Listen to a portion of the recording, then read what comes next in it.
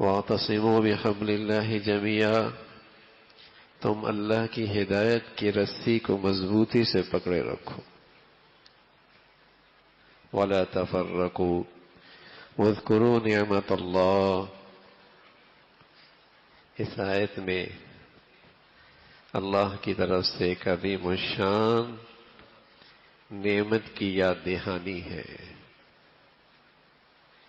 زندگی اللہ کی بہت بڑی نعمت ہے، اور اس نعمت سے آدمی ہزاروں اور لاکھوں نعمتوں سے فائدہ اٹھاتا ہے. لیکن اگر زندگی میں ایمان نہ ہو اور اسلام نہ ہو تو اس کی زندگی کی حقیقت سوائے اس کے کہ جہنم تک جانے کے لیے ایک پل ہے، اس سے زیادہ اس کی کوئی حیثیت نہیں. یہ زندگی اللہ کی بہت بڑی نعمت ہے، اور اس میں ہزاروں نعمتوں سے انسان فائدہ اور لطف اٹھاتا ہے. لیکن نعمت اسلام نہ ہو، ایمان کی حقیقت اور اسلام کی زندگی نصیب نہ ہو تو یہ زندگی ایک پل ہے صرف جہنم تک جانے کے لیے. اس کی حقیقت اس سے بڑھ کر کچھ نہیں. جو عظیم الشان نعمت ہے وہ نعمت ایمان اور اسلام ہے. اتنی بڑی نعمت ہے. اگر کسی مسلمان سے یہ کہہ دیا جائے کہ ایک طرف ساری دنیا کی سلطنت اس کی طرف رکھ دی جائے اور کہا جائے کہ یہ تجھے مل جائے گی، صرف اسلام سے دستبرد ہونا ہوگا، تو یہ سنتی ہی بے ہوش ہو جائے یک لخت اور کہے کہ نہ جانے مجھ سے کون سا ایسا گناہ ہو گیا ہے کہ مجھ سے یہ کہا جا رہا کہ سلطنت مل جائے گی، ایمان چلا جائے گا. رسول کریم صلی اللہ علیہ وسلم فرمایا کرتے تھے ثلاث من جمعہن فقد استکمل الایمان. 3 خوبیاں ایسی ہیں جس کے اندر یہ آ جائیں تو اس کا ایمان بڑھیا ہو گیا، اس کا ایمان مکمل ہو گیا. ان میں ایک چیز فرمائی ان یکون اللہ ورسولہ احب الیہ مما سواہما، کہ اللہ اور اللہ کے رسول کی محبت اس کے ہاں ہر ما سوا سے زیادہ ہو جائے. اللہ اور اللہ رسول سے محبت اس کے ہاں سوا سے زیادہ ہو جائے. محبت چیز ہی ایسی ہے، جہاں محبت سچی ہوا کرتی ہے وہاں اطاعت اور فرما برداری بھی ہوا کرتی ہے. تو فرمایا کمال ایمان اس کی ایک علامت اور خوبی یہ ہے کہ ان یکون اللہ ورسولہ احب الیہ مما سواہما، اللہ اور اللہ کے رسول کی محبت ہر ما سوا سے زیادہ ہو جائے. میں عرض کر رہا ہوں جب محبت ہوتی ہے وہاں اطاعت ضرور ہوتی ہے. ساری دنیا کی چاہتیں اسے اپنی طرف بلائیں، لیکن یہ اللہ کے محبوب اور اللہ کا محب اور اللہ کا فرما بردار نظر آئے، یہ اللہ کے رسول سے محبت کرنے والا اور اس کا فرما بردار نظر آئے، ایک علامت یہ ہے. علیہ الصلوۃ والسلام فرمانے لگے وَأَن يَكْرَهَ أَن يَعُودَ إِلَى الْكُفْرِ كَمَا يَكْرَهَ أَن يُقْذَفَ فِي النَّارِ. اگر اسے یہ خیال بھی آ جائے کہ یہ کفر کی زندگی کی طرف جا سکتا ہے، خواب بھی آ جائے، خیال بھی آ جائے کہ یہ کفر کی زندگی کی طرف جا سکتا ہے، تو اسے ایسی تکلیف محسوس ہو، ایسا درد محسوس ہو، ایسی وحشت ہونے لگے جیسے اسے آگ میں ڈال دیا گیا ہو. اس خیال سے اسے اتنی تکلیف ہونے لگ جائے کہ میں کفر کی طرف جا سکتا ہوں. سویا ہوا ہے، خواب آ گئی ہے، اور خواب میں چیخ کے اٹھتا ہے. سارے گھر والے اکٹھے ہوتے ہیں، کیا ہوا؟ بہت خوفناک خواب دیکھا ہے، اللہ نہ کرے کبھی پھر اللہ مجھے یہ خواب دکھائے۔ ہوا کیا ہے؟ کہا ہوا یوں ہے کہ میں نے خواب میں دیکھا ہے میرے گھر میں کفر کی چھائیاں پڑ رہی ہیں، میرے گھر میں کفر کے آثار پڑ رہے ہیں۔ ایسی خوفناک خواب دیکھی ہے، چیخ اٹھا جیسے آدمی خواب میں آگ کی طرف گر جائے اور کوئی اسے اٹھا کر آگ میں پھینک رہا ہو تو چیخ نکل آتی ہے۔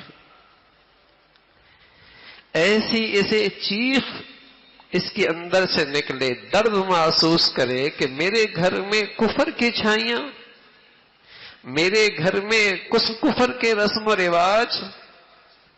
تو رسول کریم صلی اللہ علیہ وسلم فرمانے لگے فقد استکمل الایمان، کمال ایمان ہے جسے اللہ اور اللہ کے رسول کی محبت ہر ما سوا سے زیادہ، اور کفر کی زندگی کی طرف خیال کا آنا بھی اس کے لیے ایسی تکلیف کا باعث ہو جیسے اسے آگ میں پھینک دیا ہو۔ اور دنیا میں جس سے بھی تعلق رکھے، جس سے بھی محبت رکھے، جس سے بھی تعلق رکھے، جس سے بھی محبت رکھے، جس سے بھی محبت رکھے، جس سے بھی تعلق رکھے، وہ تعلق اور محبت اللہ اور اللہ کے رسول کی نسبت سے ہو، وہ محبت اور تعلق اللہ اور اللہ کے رسول کی نسبت سے ہو۔ یہ تین خوبیاں ہیں کمال ایمان کی۔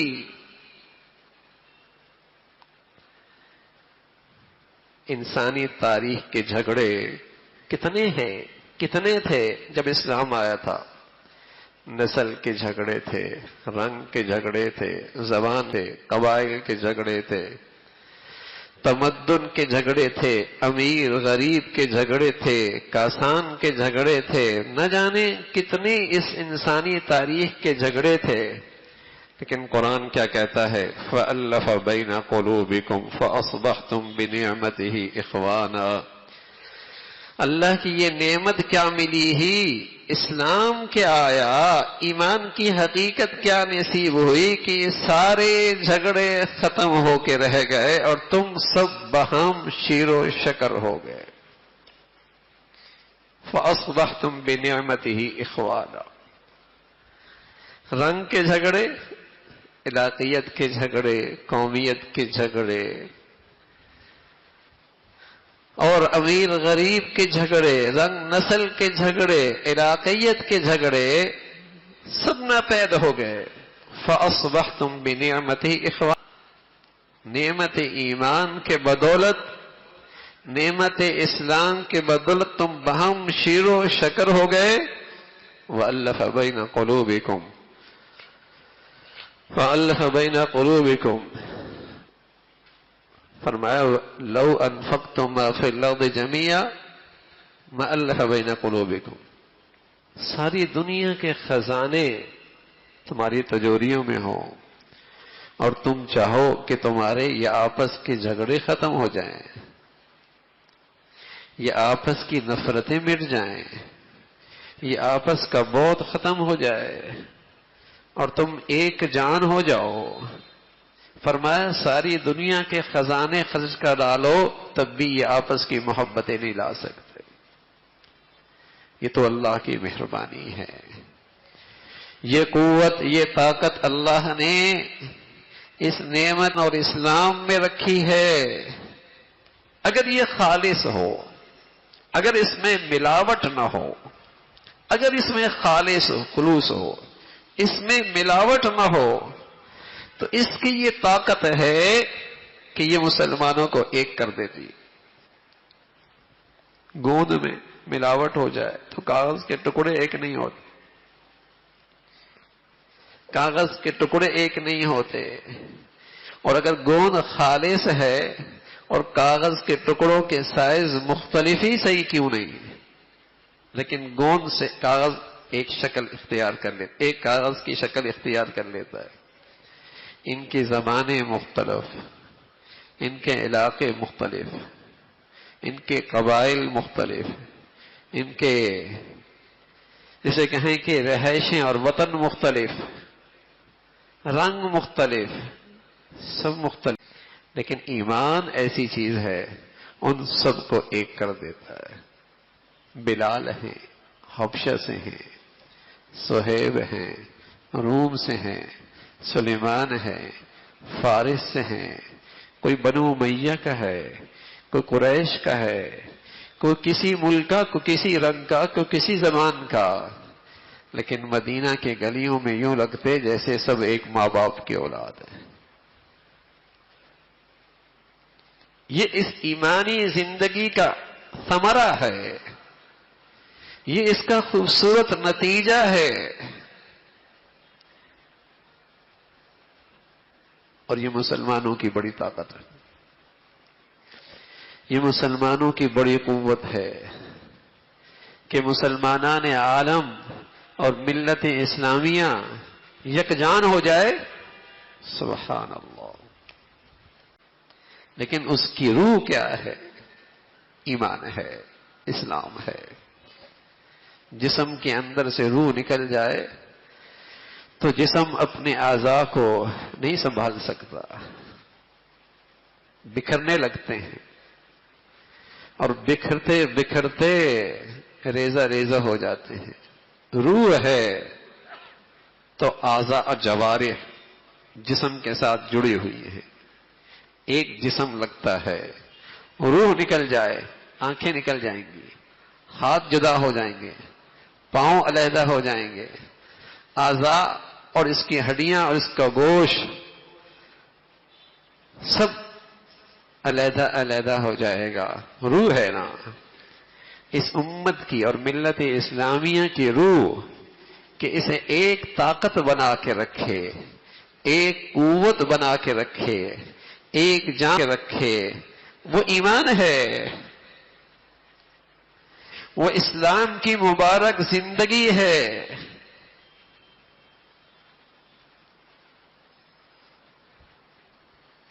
یہ اللہ نے سبق مسلمانوں کو خود دیا ہے، لیکن مسلمان اس سبق کو بھول گئے، اور اس کے دشمنوں کو پتا ہے مسلمانوں میں دین اسلام زندہ ہو گیا، مسلمان ایک طاقت ہو جائے گی۔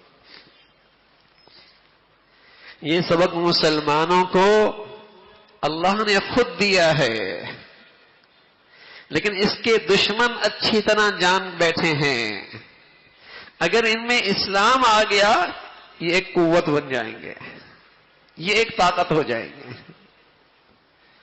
پھر ان میں وطن کے لحاظ سے، زبان کے لحاظ سے، علاقے کے لحاظ سے، نسل سے تم تفریق نہیں کر سکتے، یہ یکجان ہو جائیں گے۔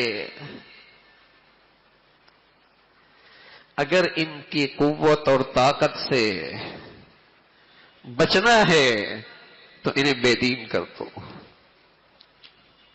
انہیں دین اسلام سے دور کر دو، پھر یہ ٹکڑوں میں تقسیم ہو جائیں گے، پھر یہ گروہوں میں تقسیم ہو جائیں گے، پھر یہ جماعتوں میں تقسیم ہو جائیں گے، یہ پھر وطنوں میں تقسیم ہو جائیں گے، پھر یہ زبانوں پہ تقسیم ہو جائیں گے، پھر یہ تقسیم در تقسیم ہوتے ہوتے اپنا وجود بھی کھو بیٹھیں گے۔ تو وَاعْتَصِمُوا بِحَبْلِ اللَّهِ جَمِيعًا وَلَا تَفَرَّقُوا وَاذْكُرُوا نِعْمَتَ اللَّهِ۔ ایمان والو، اللہ کی اس عظیم نعمت کو یاد رکھو،